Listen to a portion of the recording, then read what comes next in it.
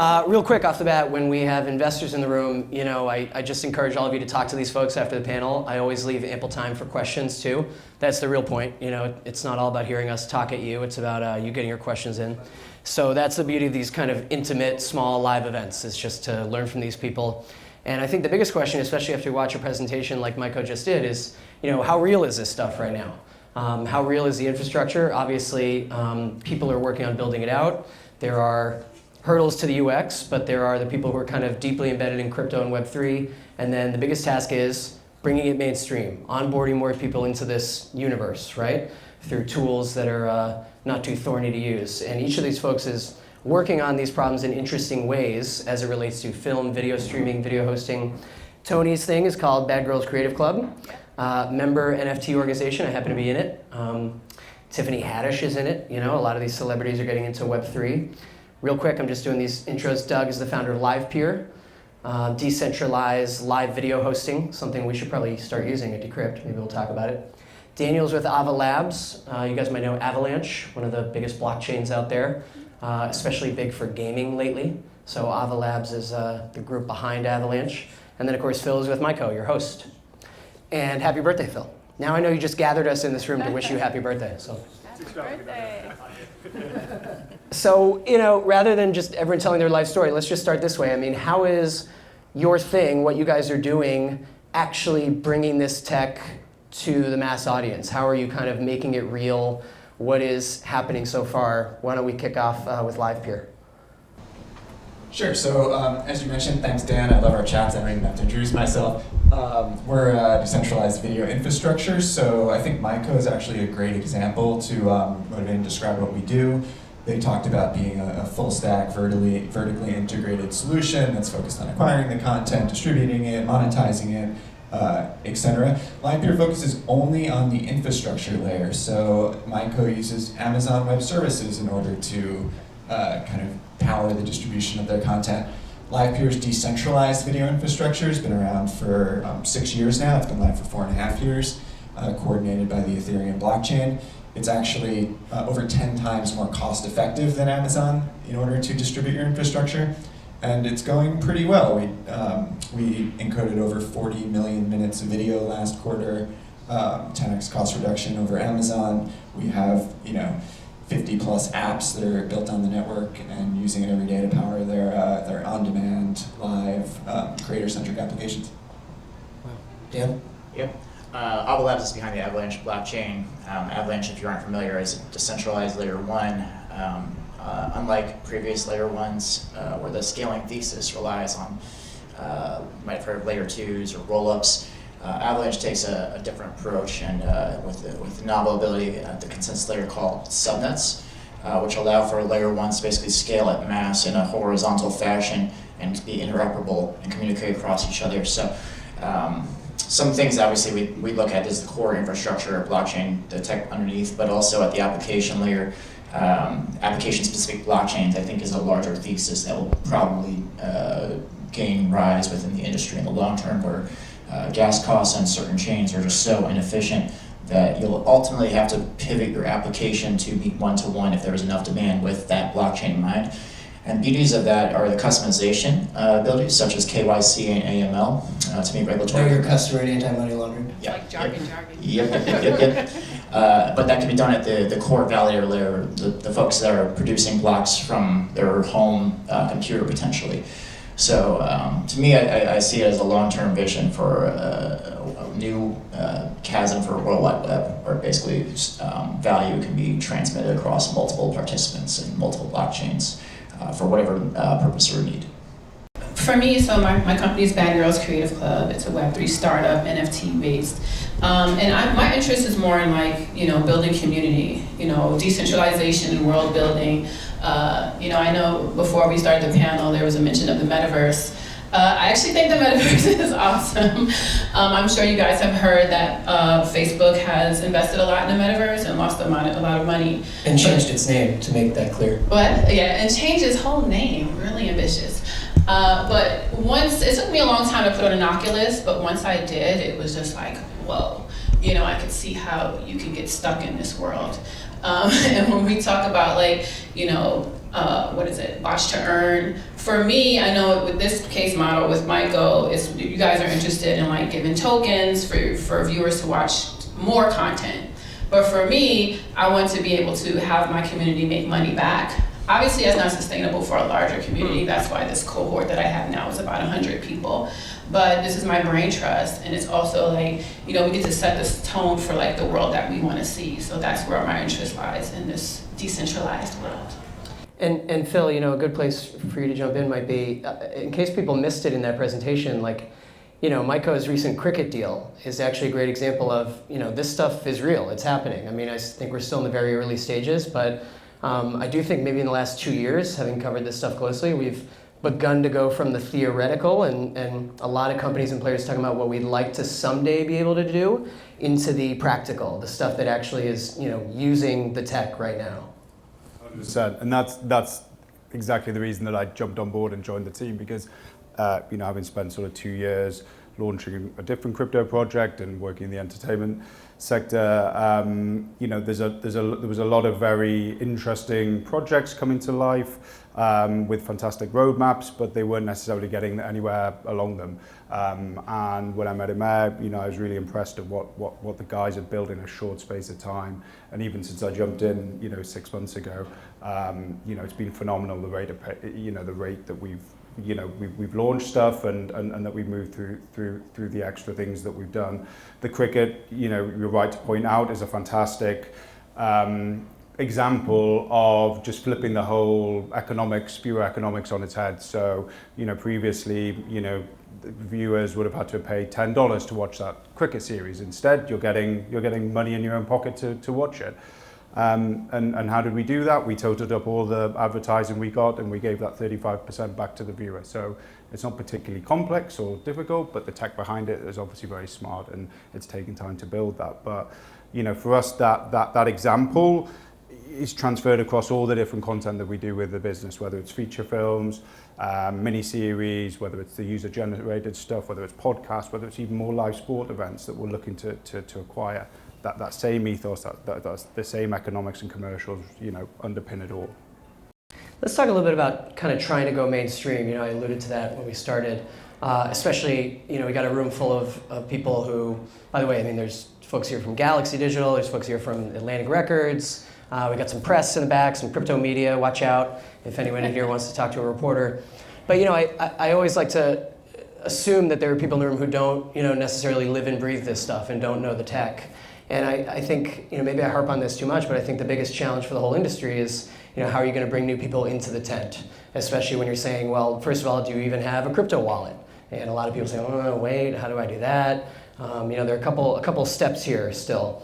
So any interesting thoughts on, how we do that, how we open our arms to that, and how the UX is going to have to get kind of a lot more frictionless to bring these folks in, right? I could start off. There's platforms like Petkanics which abstract the wallet experience, and as well as the gas experience, and kind of round up fashion, keep it simply put. And I think the future isn't really going to be wallet based. Right now, you're seeing a lot of wallet wars. I've seen that in the press a couple times. But I ultimately think the mass consumer is not ready for a seed phrase. It's just not going to. It's painful to lose it once, let alone if you know this stuff, let alone if you actually don't know what you're doing at all. My mom gets frustrated all the time by it. So email, user login, encrypted 1Pass. I think those are probably the way forward. And then there's a back-end non-custodial wallet that's attached to it. For us, like gaming, we even talked about things like signing a transaction just for a basic gaming interaction. Things like sessions where you can sign a transaction for a period of I'm going to play for 8 hours. That makes more logical sense. I think those little incremental steps need to be taken first before we get to a point of saying crypto is here. And then at the application layer, I play around with these apps all day. I've helped install a wallet to a wide variety of apps, and they all feel very immature in the larger sense. They're all experimental. A lot of people are not really consistently fluid or coveted in their UX design, but more so on their back-end blockchain technology experiences. So waiting for applications that feel a lot less poppy and actually more wholesome and feel human is the best way I can put it, because a lot of what I've experienced in volume is just, it feels forced by nature. simply put. So I agree with that. I call it compassionate onboarding, because when I first got into the Web3 space in crypto, people were calling non-crypto native people and people who are not yet into NFTs normies. And I thought that was very rude. I think that we were talking about this before, about how there's so many steps to get your wallet connected and get crypto into the wallet. I'm gonna say something that might get me beat up, but I don't think you need crypto to be decentralized. But I do look at crypto like each cryptocurrency will be like its own country. And it's fine, we could play nice and have treaties and things like that, right? And open borders. But I think what's important is the decentralization part, is that we get to like have ownership of like the content that we're creating. Because if there's like, if your content lives on a platform like a Twitter, for instance, right? And Twitter goes bust, you've lost your whole community, your audience, and you don't have access to them. So I think that is where decentralization is important. I think it's interesting that Michael's target audience is young millennials and Gen X, right? For that generation, they're already in the metaverse. With what's that game called? Decentraland? No. The other one. Sandbox? Sandbox and Roblox. Oh, sure. Roblox. So this is like second nature for them, and so it's kind of like a no-brainer. But I do think that we kind of need to shift how we're onboarding people, because I think we got a little cocky, and then FTX took that all away from us, because we're not the cool kids anymore. I didn't know we were talking about FTX on this panel. We're not. Voldemort. Did you say Voldemort? The videos before showed that it's pretty simple to sign up and get the wallets all in, built into the platform. And in general, yes, it is, across all the other, companies and exchanges, it is difficult to sign up and get your wallet. But my personal view is, there's some incredibly intelligent, well-funded businesses out there that know this is the priority that they have to fix. So in a very short space of time, this will be fixed in general. And I think we've done a good job to alleviate any of those kind of sticking points and getting people signed up initially. But separate to that, I think what we have to do is also give people something that they're not getting elsewhere, and also to drive them in and to get that mass adoption from a streaming point of view. What are we providing people that they're not getting from the big guys at the moment? And that's better rewards and that's better experiences. We've ticked off the rewards thing with the watch and earn model, and I think the experiences will come quickly when the things that Brandon touched on in terms of how do we use the tokens, get them back into the ecosystem, fund new creators, use them in the metaverse, all these exciting things that people are starting to get their head around on the creative side and on the audience side. I think they're the things that are going to push people in. And yes, it might take us a little bit longer to solve the sticking points, but if it's an amazing thing that they can't get anywhere else, people go through that extra pain. Like with Netflix, we all had to go through that pain of our initial sign up to Netflix at some stage, which was totally different to what we previously did. But we did it because we wanted to watch that first program that we wanted. Mine was House of Cards. So it's finding what that tipping point in that first. It's still really awful having to use the cursor to type in your password, by the way. I can't believe it hasn't gotten better on Netflix. Doug, is the only way in the short term to kind of just, I don't want to say hide that it's crypto, but I mean, I remember I've been writing about this stuff since 2011, and one early thing people used to say is like, eventually people will be using blockchain without even knowing it, and that's when you'll know it has succeeded, right? And I know a little bit with Livepeer, you've told me that there are projects where the end user is watching a video and has no idea that this is powered on the back end by a decentralized protocol. That's right. Like, these things are only valuable if they provide like a real utility that matters in the world that there's demand for. Using the Livepeer example, again, our users are apps. They connect to this blockchain network to power their app streaming. They can interact directly with the blockchain, or they can go through a hosted gateway and not have to know anything about it and pay with a credit card. But their users certainly don't have to know anything about the blockchain technology. They're just consuming a live stream or watching a video or interacting with a social Twitter or TikTok style application. And what kind of benefit are those end users getting? They got to use this new platform that can actually compete with a Twitch or a YouTube, because the economics of running the platform are so much more cost effective and they're not having to pay all of their revenue direct to AWS or Google Cloud in order to run their infrastructure. So all of a sudden it sort of democratizes the playing field for media, for social applications, for creator applications to innovate and exist and have a chance and not be bankrupt by the high cost of video infrastructure, which is very expensive. So I think that's like a good example of real utility that's abstracted from the user. And you can argue whether the millions of people watching that video content are using Web3 or not. They don't need a wallet, but they're getting the kind of invisible benefits behind the scenes. And I think you'll see the same thing with the way that crypto disrupts finance, which we've already seen. Creative works in media as well.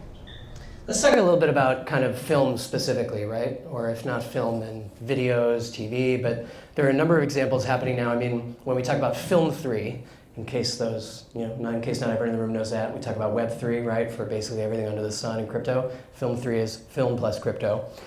There's examples of movies that have been funded with NFTs. You sell the NFT ahead of time. Kevin Smith has done this, lest you think that this isn't really happening yet. Did a short horror film. You had to own the NFT to watch the movie. And then there are examples of giving out grants and funding new film proposals using blockchain voting, on-chain voting. One company doing that is Decentralized Pictures, which we work with on the Decrypt studio side. But there are, again, kind of examples happening. They're cropping up here and there. It's still a newish thing. What is the resistance, you guys, that you hear from either traditional Hollywood types, investors, people from Wall Street? Because especially someone mentioned FTX, you guys seen that news story recently. When something like that happens and you've got the most prominent example of financial fraud by this one guy, and it's what's in the headlines every day, obviously it can create a short-term kind of chilling effect on mainstream investors looking to get into this. What are they missing, and what are kind of the hurdles there to explaining to them this stuff is going to continue to exist? I could jump in. Speaking anecdotally, with Ava Labs, we partner with Republic. I'm not sure if anybody from Republic's here today, but to do proper Reg CF crowdfunding for film, and that platform basically allows for any non-accredited investor to jump right in a compliant manner with SEC in mind to kickstart the next big movie, right? But I also think there's also a layer to it that's, like you mentioned, indie horror. Smart mentioned that too, and it's just like I think that there's also a focus to go after the bigger film, and there's a lot of opportunities to do smaller films, smaller projects, even like university level, like really simple, and get those things off the ground and start getting actual like data and user metrics for just interest and understanding your community a lot better.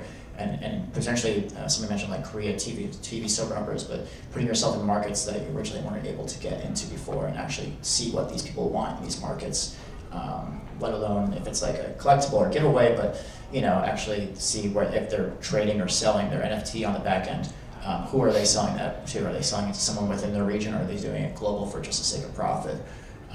For larger investors, I think there will be a day where there'll be a nice all-inclusive platform that isn't necessarily the same as previous crowdfunding efforts. I think it's just all it'll do is simply just accelerate crowdfunding at a larger scale, and something that will be able to host that. I think that will be kind of like the way forward, but waiting for somebody to make that happen. I'm actually working, I'm in talks with Republic. I'm a writer-director first, right? I'm with UTA. Luckily, they have a Web3 department, so they are very patient. Even that is a big sign of this stuff coming. Yeah. But I love what Republic is doing, because it's instead of like having to find this one big whale to invest in your movie, if you have a large community, the community can invest in it. And unlike Kickstarter, where you'll just get a mention on Twitter or a t-shirt and a button, you can actually get the financial rewards from the success of that movie. I think a lot of the friction comes from like getting the audience, right? Because we don't have the eyes yet. So for me, I'm like, well, we have to play nice with Netflix and all the big guys, distributors, because they have the audience. And like you said, it's so hard to, like, even with Badgrrls Creative Club, with my onboarding, I didn't want a community of only NFT collectors. I also wanted some of my celebrity friends and other Hollywood execs and fashion execs. And like, I I'm doing guest lectures this semester at the Columbia University Grad School, and they want nothing to do with crypto. Yeah. You know, so it's a little stressful, but I have to find these workarounds. And like I said before, I feel like we've kind of come into this with some arrogance, and we should kind of like reel it back and humble ourselves, because I think we're a ways away from mass adoption. But I think it's definitely the future, because none of us are using CDs anymore. So that goes to show you. Although vinyl's back. Yeah. Yeah, I was going to jump in. I think that one of crypto's big innovations is it's created this sort of regulatory arbitrage on crowdfunding. As you just alluded to, everyone can be kind of an owner when they make this crowdfunding contribution, and that's okay. That's like level one, right? If it helps get content funded, that's great.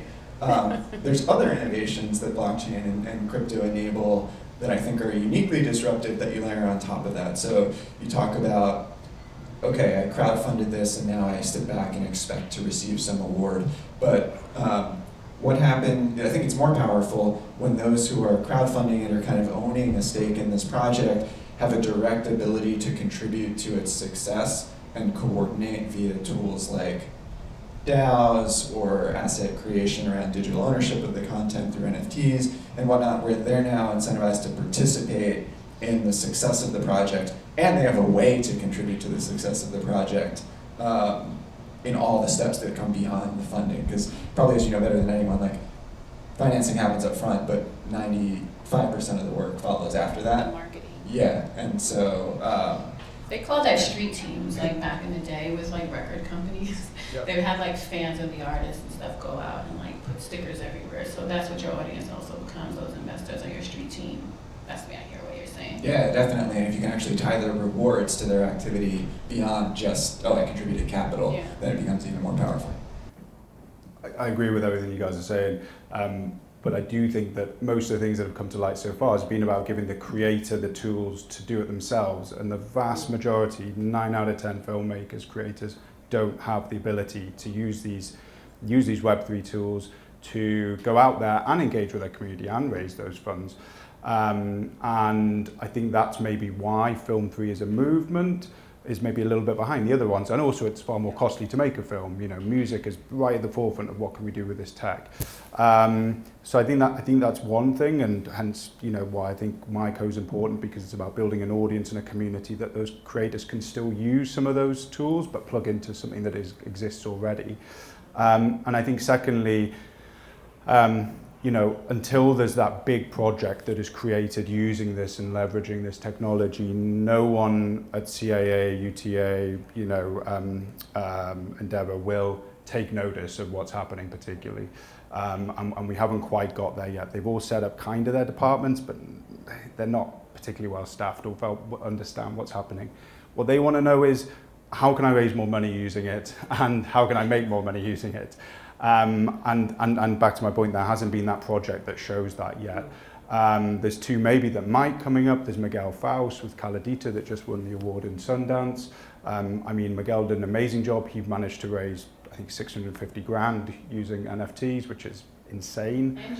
And Julie Bacchino was going to be the other one, yeah, and Keepers of the Inn, I think it's called. So they might be two that you kind of keep your eyes on in the next, you know, this first half of this year and coming out, that might put the Film 3 movement on the map and make people take notice of what's possible with the tech from a creator point of view. You know, because that's we need to see that tipping point. We need that big project. Yeah, 2 more questions on that note, and then I'm going to open it up for some questions from you guys. I hope there's some questions in this room. You know, Phil mentioned NFTs. Let's talk about that a little bit, and I hope everyone heard that there's a filmmaker who raised 650 grand for his project, all from NFTs. So again, you know, I know I'm harping on this, but I love, you know, real world use cases, like examples of these things actually happening. Toni and I were talking about this before the panel started, but a little bit, you've got somewhat of a stigma from some corners of tech or gaming or finance when it comes to NFTs. You know, I'm of the opinion that soon we're just going to stop using all this jargon. I mean, it's all just tokens, right? Maybe this token is a cryptocurrency that you can use to buy something. This token over here is a collectible. You know, this token is the deed to the boat you just bought, whatever it is. But for now, there is that association that certain people have, like, oh, NFTs are in some way icky or scammy. You know, Trump did an NFT collection that promised people certain rewards, and then read the fine print. And yet, there are a lot of legitimate uses of NFTs right now where we talk about the leading projects, right? They are ways to engage with your community. They're ways to get people in the tent, member NFTs. Talk a little bit about where you guys think that's going. And I do think we're past that initial speculative bubble of, with some exceptions, of people just paying like tens of thousands of dollars for a digital JPEG that does nothing other than that. I think it becomes, very broadly and short answer, I think it becomes your ticket as a fan to access an entire world of other content, rewards, access to talent, to interviews, to experiences. That becomes your ticket to all these things. That's what the NFT becomes. And that's how I think filmmakers should be viewing them, is how can I build as much utility and access into these NFTs that I'm giving away in exchange for funding. And only when you think like that will you start to connect with your community and audience and think, what do they actually want? What's valuable to them? And therefore, what can I charge them for? So for me right now, we're doing a feature this year. And for my community, I can't say, like before, what people were doing earlier on, we talked about this too. They say, hey, I have this 90-minute film, and you buy NFT number one, you'll own second 0 to 1 minute, then the next person will own 1 minute to 2 minute, and 3 minutes to 4 minute, on and on and on. But then when you go try to get it distributed, the distributor's looking at you like, who? You owe how many people? How much money? What are you talking about? Good luck with that. So for me, I'm like, okay, how can I give back for my community from this project that we're doing? I have to give them a percentage of what I make, because I can't promise them I'm going to be able to give them a percentage of the whole film, because it's just not possible right now. I was saying earlier that I am going to stop using the term NFT and Web3 as much this year, and just like decentralization, because it's the technology really. And I think like NFT is a non-fungible token. By the time you have to explain what non-fungible means, you've already lost most people, and it's really complicated. And I think like that the jargon in Web3 creates a barrier to entry, and it's just unnecessary. Yeah. So you're not that revolutionary if you're not making it accessible. So. Yeah, so I'm one of the authors of the NFT spec from back in 2016. I'm sorry. What have I unleashed? I still love you. I tried to. It was fun. My pitch was calling it non-fungible unique goods, or NFUGs. So I'm glad that's good. That would have been really cool. No, it's been exciting to see all of the experimentation, the different innovation, the use cases. Like, we always thought that it was about kind of digital ownership expression. When you talk about digital goods, they're actually kind of infinitely reproducible at almost zero marginal cost. And actually, the content gets more and more valuable the more it's distributed, because the more cultural influence it has, the more relevance it has, the wider distribution and reach that it has. And what kind of NFTs allow is this on-chain record of creation and/or ownership over like the canonical original asset, and the history that's associated with the ownership of that asset, and maybe some rights associated to it in terms of licensing, monetization, etc. I think those are areas for experimentation. But certainly, as things become more and more culturally relevant, the more kind of value there is in being the owner, the provable holder of the canonical original. The same way, in many ways, as applies to kind of traditional assets like artwork. And I think that's a really powerful primitive, along with all these other use cases around access. So can we just say ownership token? It's just ownership token. Just token. Yeah, Just a token. Yeah. Digital assets. Yeah, ownership and digital assets, right. So we all agree on 3. Did everyone in the room see that Reddit just called them digital collectibles instead? That way we don't use the term NFTs. They said, don't worry, we're not doing NFTs. They're digital collectibles. But Daniel, anything on NFTs before we? I mean, on that point, I'm actually working with somebody that's whole thing is just on the art side, call them NFTs, like, own the counterculture kind of thing. And there's a lot of attraction just to that point as a whole. But yeah, to echo what you said, I think you encapsulated it perfectly, is that whole provenance ownership piece that people are so fascinated with. Abstractly thinking, I look into like systems like bartering, and let's say we get into a world where we digitize most of the world's assets, and assets become flat, and I can, exchange my loyalty program NFT for your McDonald's rewards NFT, and they have the same value one-to-one kind of thing. That's kind of where I predict the future going, and it's going to be very fluid in a Web2 stack. Your NFT would be more so like an identity layer, a profile, where it's, the one-on-one is you, and the essence and what you collect around that and what you trade and you share can be sent across any platform across the World Wide Web. How that relates to film, we don't have to answer that, but yeah, that's kind of where I put myself in the long term for NFTs going somewhere down the line. A true ownership token that you can trace back when that initial trade happened or that initial escrow contract hit. I think that's all awesome, but it's still got to look really cool as well. And I think this is something that sometimes you get caught up and on these Twitter spaces and everything. I was talking about all the amazing, technology and utility and ownership, etc. And you're like, if the script isn't good, if the filmmaker isn't good, if the artist isn't good, if it doesn't look shit hot and you want to put it in your living room, then what does it matter? So I think, yes, sometimes you've got to get back to that. I agree with that so much. There are people who are like, look at this short film and I funded it with crypto. It's like, great, but does the film suck? I mean, it needs to, and just people need to be able to see it and be wooed right away, regardless of what's underpinning it. Let's wrap up this way. I mentioned we've got some, what Toni said used to be called normies in the room. We don't use that term anymore. But what is like let's give kind of the FOMO pitch here on, for those who look at this industry, and I know, reputation and the sentiment is something I talk about a lot, but I've seen it over the years and we've seen these bear and bull markets and these waves come and go, and one thing remains constant, like there's still just a lot of people who, they kind of just can't get there. And the minute you talk about whether it's blockchain, earning a token, decentralization, NFTs, whatever it is, it's like, especially after I mentioned, recent news involving a certain centralized crypto exchange. But I will say that was just run-of-the-mill financial fraud. That wasn't like special crypto crime. But for those folks who are saying, I'm just not convinced that crypto is here to stay, or that decentralization or tokenization is going to be a thing in 10 years. What do each of you give as your reason that's wrong? I'll start. If you look at Twitter, the social media as a whole, their numbers are dwindling. People are getting tired of being sold to. People want to kind of have ownership of their communities. We talk about the creator economy a lot. And I think people are just kind of tired of being lied to. Like if you watch the social, what was that Netflix documentary, The Social Experiment or something? What was it? Social Network. The Social, no, not the- that was the movie about That's the Facebook. Netflix doc on The Netflix looking doc. into the data, use of data. All these filmmakers. Oh yeah, I remember that. That was mega viral, yeah. Anyway, so, you're a victim of an algorithm. Sometimes you can't even see your friend and family members post anymore because they're feeding you content that they think that you want to see, or based on who paid to boost their post. So I think people are getting tired of that. So I think that's a great use case for a reason why we should start looking at Web3 more. I said I'm not going to say that, but I did.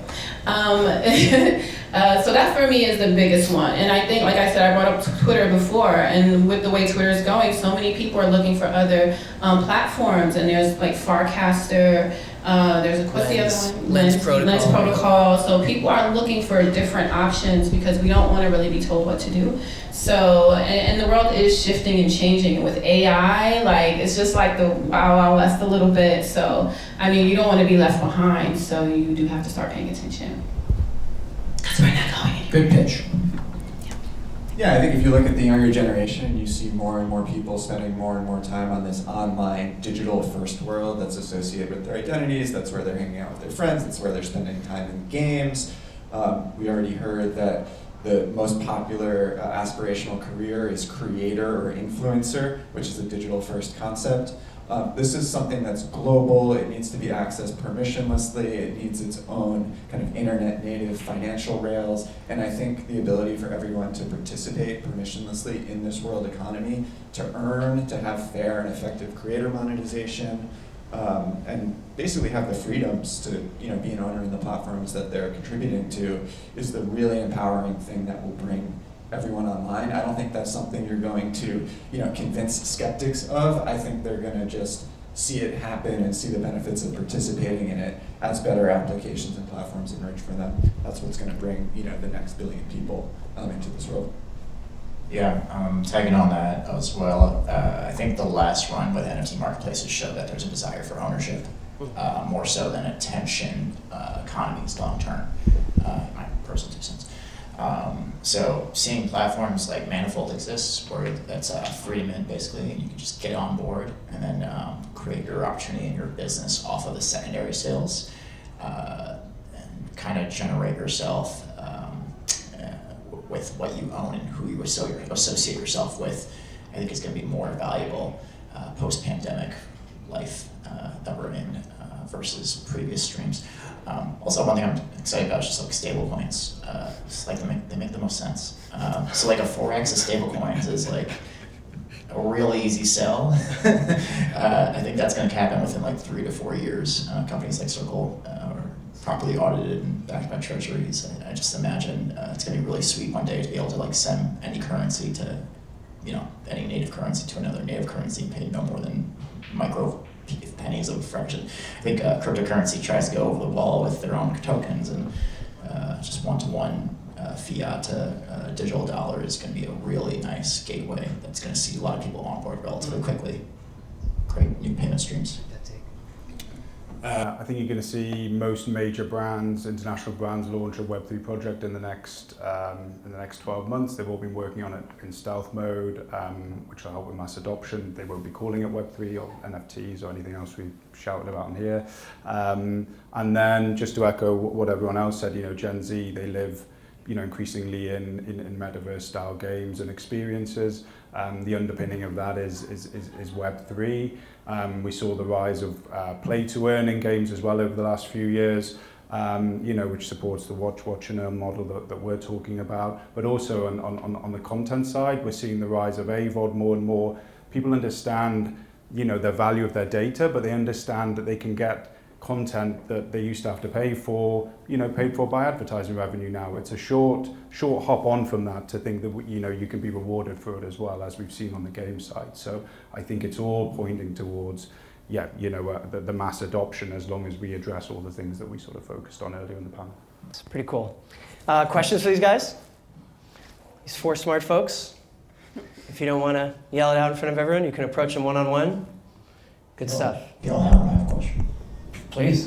What do y'all think about like censorship resistance? Like to me, like in Web 2, like Reddit is like the most Democratized platform, right? Like you have moderators which keep the peace, but like in a Web3 world, media content, if you truly believe in decentralization, nobody turns the lights off, right? So anything goes, unless you're slashing the lower sounds. But nonetheless, do you guys believe in spaces where it's either tagging based, or it's like not safe for work, generalized, or is it more so anything can be put on any platform, and if you monetize it, it's okay?